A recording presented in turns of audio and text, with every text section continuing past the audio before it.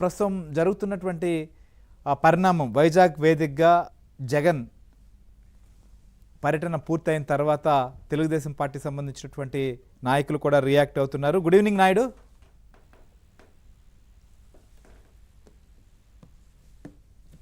Right, ఇక అప్పలరాజు సంబంధించినటువంటి విషయం కూడా ఇప్పుడు బాగా చర్చకొస్తోంది. అసలు మొత్తం నిన్నటి నుంచి మనం చూస్తే అసలు చాలామంది ఒక మాజీ మంత్రి ఈ రకంగా చేస్తారు, అది కూడా ఈ ప్రభుత్వ హయాంలో ఎలా చేయగలిగారు అనేటువంటి చర్చకు కూడా దారితీస్తోంది. ఎందుకు, అసలు ఏం జరిగింది? ఆయన కుమారుడు బైక్ నడుపుతూ అరవ వర్మ యాక్సిడెంట్ చేశాడు. ఇందులో దానయ్య అనేటువంటి గొర్రెల కాపరి చనిపోయారు. అయితే అది జరిగిన తర్వాత వెంటనే మనిషిని మార్చేశారు.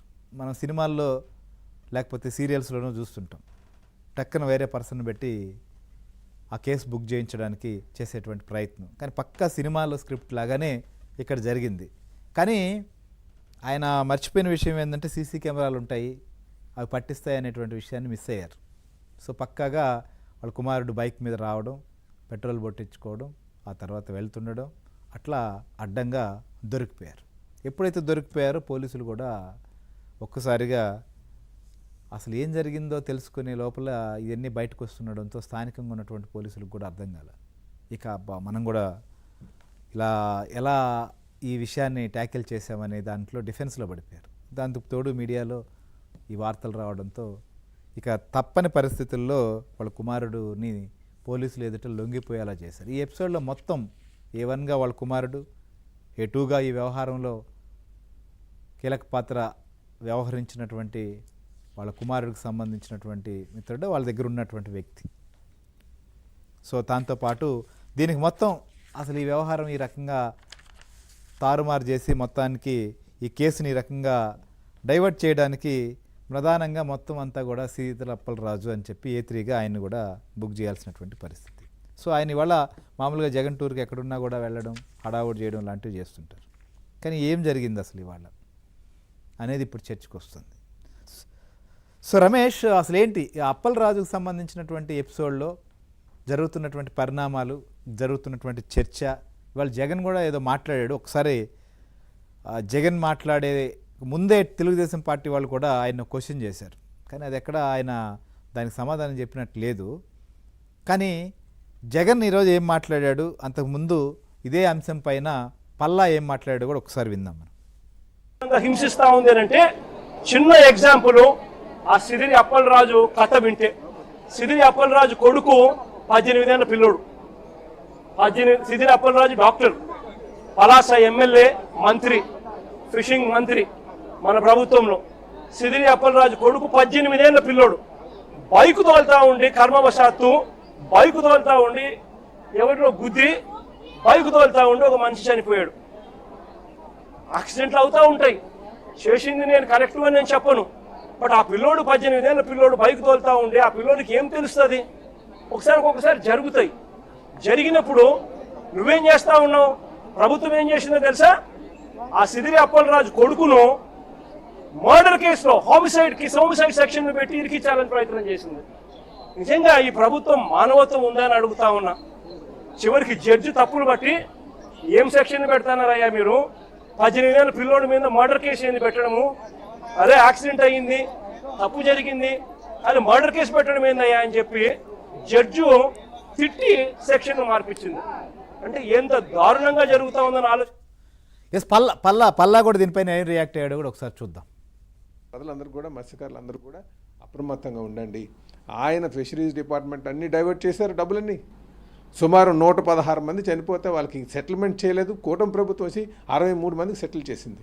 అలాగే ఫిషరీస్ డిపార్ట్మెంట్ ఉన్న డబ్బులన్నీ డైవర్ట్ చేసి పడేశారు.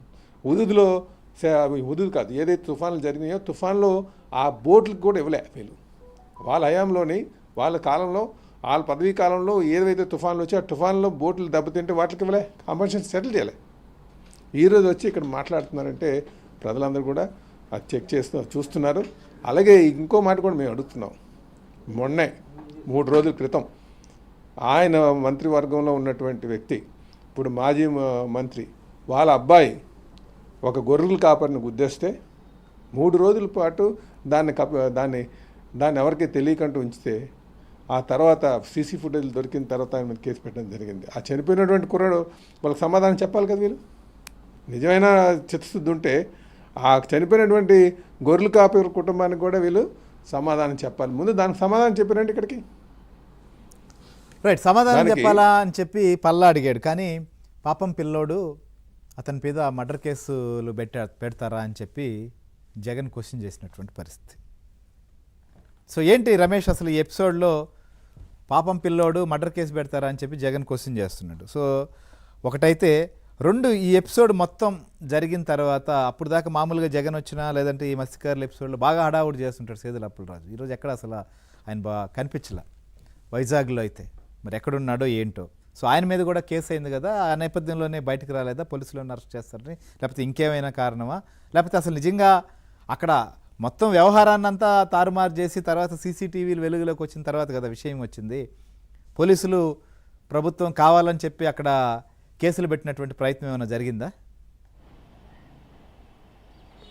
శ్రేరి ప్రధానంగా ఏదైతే సీదిరి అప్పలరాజు ఆది నుంచి కూడా మత్స్యకారులకు తనే బ్రాండ్ అంబాసిడర్గా భావిస్తూ ఉంటారు. ఒకవేళ జగన్ రాకపోయినా కూడా మత్స్యకారులకు సంబంధించిన ఇష్యూ వచ్చినా కూడా పూర్తిగా నేనే దానికి అంతటికీ కూడా బ్రాండ్ అంబాసిడర్ని, మత్స్యకారులు పూర్తిస్థాయి మత్స్యకారుని నేనే అనేటటువంటి బిల్డప్ ఇస్తూ ఉంటారు. కానీ ఈరోజు జగన్మోహన్ రెడ్డి ఉత్తరాంధ్రకు మత్స్యకారుల సమస్య పైన వచ్చారు. విశాఖపట్నంలో జరిగినటువంటి మత్స్యకారుల గల్లంతకు సంబంధించినటువంటి అంశం మీద మాట్లాడడానికి వచ్చారు. కానీ ఈ ప్రాంతంలో ఉండేటటువంటి ఏకైక మత్స్యకార నాయకుడు వైసీపీకి సంబంధించి ఎవరైతే ఉన్నారో మంత్రిగా చేసినటువంటి సీదిరి అప్పలరాజు ఈరోజు ప్రోగ్రాంకి అటెండ్ కాలేదు. ప్రధానంగా గత 3 రోజులుగా సీదిరి అప్పలరాజు వ్యవహారం రాష్ట్ర వ్యాప్తంగా చర్చనీయాంశంగా మారింది. శ్రీకాకుళం జిల్లాలో అయితే పెద్ద ఎత్తున చర్చ జరుగుతున్నటువంటి పరిస్థితి కనబడుతుంది. ఒకటి, ఒక బాధ్యతాయుతమైనటువంటి మంత్రిగా పనిచేసినటువంటి నాయకుడిగా పనిచేసినటువంటి వ్యక్తి చట్టాన్ని ఏ రకంగా తారుమారు చేయాలనేటటువంటి ఆలోచన చేశాడు అనేటటువంటి దానిపైనే ప్రధానంగా దృష్టి సారించారు. ముఖ్యంగా ఈరోజు వైసీపీ అధినేత జగన్మోహన్ రెడ్డి కొద్దిసేపటి క్రితం మాట్లాడిన మాటలైతే పూర్తి స్థాయిలో ప్రజలు ఆశ్చర్యపోతున్నటువంటి పరిస్థితి కనబడుతుంది. ఎందుకంటే ఇక్కడ క్షేత్రస్థాయిలో పరిస్థితి ఒకటి, యాక్సిడెంట్ అనేటటువంటిది ఎవరు కూడా అనుకుని వచ్చేటటువంటిది కాదు, అది అనుకోని రీతిలో జరిగేటటువంటి ఇది. కాబట్టి ఒకవేళ యాక్సిడెంట్ అయ్యి చనిపోయి ఉంటే తన కుమారుని బాధ్యతమైనటువంటి ఒక ప్రజాప్రతినిధిగా తను తప్పు చేశాడు, యాక్సిడెంట్ చేశాడని చెప్పి పోలీసులకు సరెండర్ చేసి ఉండి ఆ బాధిత కుటుంబానికి తను భరోసా ఇచ్చి ఉంటే అది చాలా హుందాగా ఉండేది అనేటటువంటి భావన వ్యక్తమవుతుంది. కానీ అప్పలరాజు ఆ రకంగా చేయలేదు. 3 రోజుల క్రితం అంటే శుక్రవారం రాత్రి 9:30 ప్రాంతంలో తన కుమారుడు అరవ్ వర్మ ఒక బైక్తో గుద్ది ఒక గొర్రెల కాపర్ని చనిపోయేటట్టు చేస్తే ఆ తర్వాత ఇమీడియట్గా వితిన్ 5 మినిట్స్లోనే అక్కడ నుంచి అరవ్ వర్మను తప్పించి ఆ స్థానంలో సిద్ధార్థ్ త్యాడి అనేటటువంటి యువకుడిని పెట్టి ఆయనే యాక్సిడెంట్ చేశాడని నమ్మించేటటువంటి ప్రయత్నం చేశారు. అంటే టోటల్గా పోలీసు వ్యవస్థను, చట్టాన్ని అన్నింటినీ కూడా రాంగ్ ట్రాక్ పట్టించేటటువంటి విధంగా అప్పలరాజు వ్యవహరించారు. ముఖ్యంగా ఆ సమయంలో అప్పలరాజు కూడా తన నివాసంలోనే ఉన్నారు. తన కొడుకు బుల్లెట్ బండి తీసుకుని వెళ్ళేటప్పుడు కూడా అప్పలరాజు ఉన్నారు. ఆ తర్వాత యాక్సిడెంట్ చేసిన తర్వాత అబ్బాయిని ఎవరైతే అప్పలరాజు కుమారుడు అరవ్ వర్మ ఉన్నారో ఈయన్ని తర్వాత ఆసుపత్రికి తీసుకెళ్ళినటువంటి వీడియోస్ కూడా బయటకు వచ్చాయి. స్వయంగా అప్పలరాజు ఆసుపత్రికి తీసుకెళ్లి చికిత్స చేయించారు.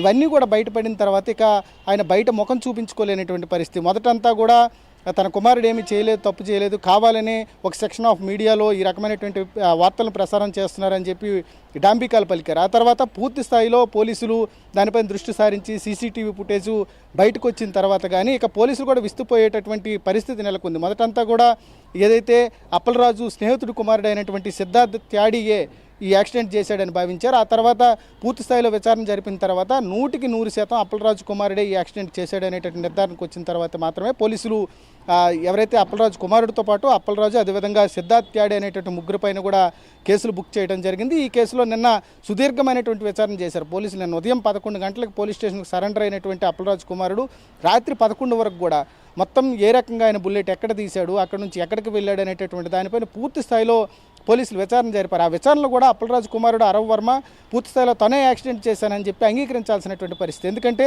పక్కాగా అరవ్ వర్మకు సంబంధించినటువంటి బాడీ పైన ఇంజురీస్ ఉన్నాయి, మొత్తం యాక్సిడెంట్కి సంబంధించినటువంటి గాయాలు ఉన్నాయి. దీంతో పోలీసులు ఒక నిర్ధారణకు వచ్చారు. సీసీటీవీ ఫుటేజు అదేవిధంగా ప్రత్యక్షంగా అరవ్ వర్మ కనిపిస్తున్నటువంటి స్థితిని చూసినటువంటి పోలీసులు పక్కాగా ఈయన యాక్సిడెంట్ చేశాడనేటువంటి నిర్ధారణకు వచ్చి ఆ రకమైనటువంటి క్వశ్చనింగ్ చేశారు. దీంతో అరవ్ వర్మ ఒప్పుకోవాల్సినటువంటి పరిస్థితి వచ్చింది.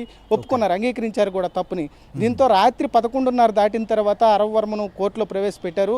ఈ క్రమంలో జడ్జి ఆయనకు సెక్షన్ 105, 61 క్లాస్ 2 అదేవిధంగా 49 రెడ్ విత్ పిఎన్ఎస్ 106 క్లాస్ 1 ఈ సెక్షన్లో ఆయన పైన విధించినటువంటి కేసులు వీటిపైన తీవ్ర స్థాయిలో చర్చ జరిగిన తర్వాత 14 రోజులు ఇద్దరు ఎవరైతే యువకులు ఉన్నారో వీళ్ళకి రిమాండ్ విధించారు. అదేవిధంగా అప్పలరాజు పైన కూడా ప్రధానంగా చట్టాన్ని పక్కదోవ పట్టించారు. పోలీస్ వ్యవస్థను విచారణ మొత్తం వ్యవహారాన్ని పక్కదోవ పట్టించారు. సాక్ష్యాలను తారుమారు చేసేటటువంటి ప్రయత్నం చేశారు కాబట్టి ఆయన పైన కూడా కేసు బుక్ చేశారు. అయితే ఇద్దరిని ఇప్పటికీ రిమాండ్కి పంపించారు. అప్పలరాజు మాత్రం ఎక్కడున్నాడో కూడా తెలియనటువంటి పరిస్థితి. ఎందుకంటే ఇప్పటివరకు ఈ వ్యవహారం పైన బయట మాట్లాడలేదు. ఇంతవరకు కూడా కేవలం రాజకీయం చేసేటటువంటి ప్రయత్నం చేశారు. కానీ టీడీపీ నాయకులు, స్థానిక నాయకులు కానీ జిల్లా నాయకులు కానీ మొదటి నుంచి చాలా హుందాగా వ్యవహరించారు. ఎందుకంటే రాజకీయాల్లో ఉండేటటువంటి వారి ఫ్యామిలీస్ను రోడ్డుపైకి తీసుకురాకూడదు అనేటటువంటి ఒకే ఒక విషయంతో వాళ్ళంతా కూడా మాట్లాడకుండా ఉన్నారు. కానీ దీన్ని కూడా ఈరోజు జగన్మోహన్ రెడ్డి కావాలని ప్రభుత్వం ఆ పిల్లాడిని ఇరికించినట్టు, ఆయన ఏది తప్పు చేయనట్టు, ఊరికనే ఆ మత్స్యకార సామాజిక వర్గానికి సంబంధించినటువంటి నాయకుడు కాబట్టి ఆయన కుమారుడిని కేసులో ఇరికించారు అనేటటువంటి భావన కల్పించే విధంగా విశాఖపట్నంలో జగన్మోహన్ రెడ్డి మాట్లాడారు. కాబట్టి ఖచ్చితంగా టీడీపీ నేతలు కూడా దీనిపైన రియాక్ట్ అవుతున్నారు. ఎందుకంటే పూర్తి స్థాయిలో వాస్తవాలన్నీ కూడా ప్రపంచానికి తెలిసిపోయి సీసీ కెమెరాలో మొత్తం వ్యవహారం బయటపడింది. అరవరమే ఈ యాక్సిడెంట్ చేశాడనే విషయం స్పష్టమైంది. దీంతోనే కోర్టు నమ్మిన తర్వాత మాత్రమే రిమాండ్కి పంపించింది.